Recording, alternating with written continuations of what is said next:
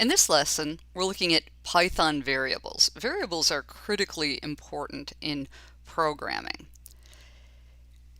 A variable is a container that holds data, and it helps to store and manipulate information in programs.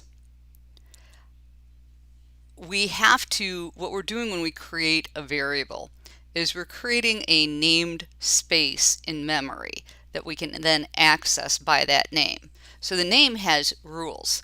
We can use upper or lowercase letters, digits, and underscores, but we have to start the variable with either a letter or an underscore. Variables are case sensitive. MyVar with a capital V and MyVar with a lowercase v are different.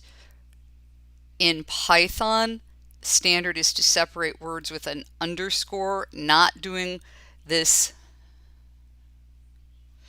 This is not a typical Python approach that would be used in Java. That's considered camelback notation, and you can't have a reserved word.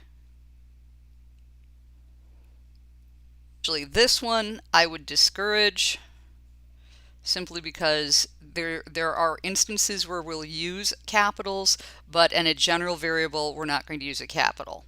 This would be incorrect. 1, 2, 3 name $price, my hyphen variable, that should be an underscore. So to create a variable, we use the equals sign, which is considered to be the assignment operator.